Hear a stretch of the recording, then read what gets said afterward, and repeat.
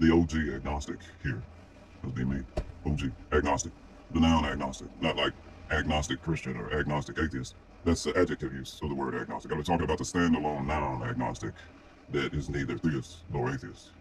But suffice it to say, I've made the conversion to being a pantheist. I'm going to read this document about the pantheism I ascribe to. And it is sound. Now, atheists will protest against this, say it's not true, whatever. Confirmation bias, cognitive dissonance is what atheists maintain and hold on to. Anything that confirms their own belief in this absentee God, whatever. They're not even going to say that. They're going to say, if if some legitimate or convincing evidence of God was produced, then I might believe in God. Or no evidence is going to ever convince them, short of God popping out from behind a cloud and announcing himself on every frequency of, the electromagnetic spectrum here on Earth to send his message. That would depict a parent figure God. Obviously God isn't a parent figure God. That's obvious.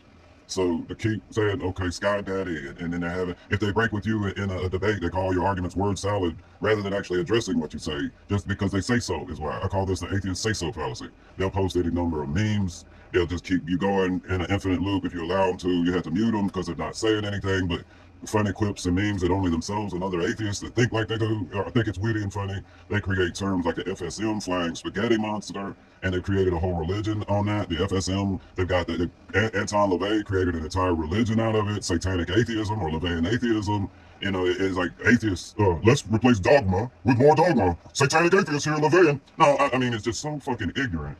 And then furthermore, and they think somehow God has been falsified. Meanwhile, in order for God to have been falsified, God would have been presented to the scientific method, and that would be any and every God definition or description of God. And furthermore, that would have to be the apex of what science would seek to evidence or falsify, would be a creator or a design.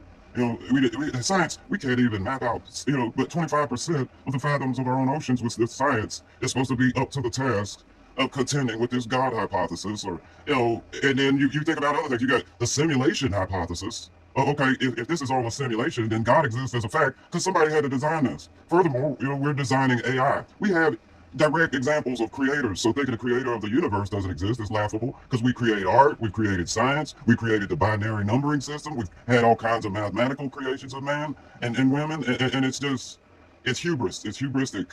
Either way, I would say Christian or atheist a lot of times, and not all atheists and not all Christians, because then that would be more stereotyping. However, I'll read this thing that I wrote in another post because, I'm getting into some other things. This thing that I've written here about the pantheism is more just focused on the pantheism. However, you to make a case for something, you've got to refute other things. Like, for example, the Garden of Eden, that's been debunked by science itself because humans didn't exist back in the beginning. We know that. So if you come out and start out with in the beginning, and then God creates the Garden of Eden, and humans are purportedly in the beginning, then science and evolution itself have already smacked that down. That's not true. That Einstein himself said that, he wasn't of the variety of these, quote, militant atheists, he's quoted as saying that. People say Einstein said from a Jesuit perspective, I'm an atheist. That's not saying he's an atheist. People don't listen or pay attention. That's saying from the perspective of a Jesuit priest, he wasn't, he would be an atheist because any other belief, that'd be, I guess, because, that'd be the same with me or any other Christians. Christians that don't adhere to Judaism or, then, so they would be considered atheists, from the Jesuit perspective because they believe it's something else. Even if they're believing in the God, they're believing in the wrong one.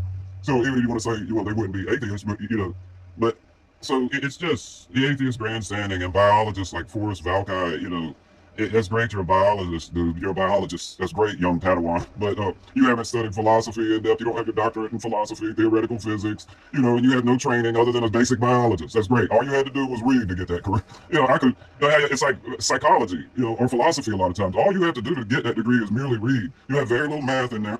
Very little science, as far as hard science and making calculations. It's all, a lot of it is more hypothetical. Anyway, atheist diatribe done. I'm gonna flip this and reverse it and play it back fast mode till we get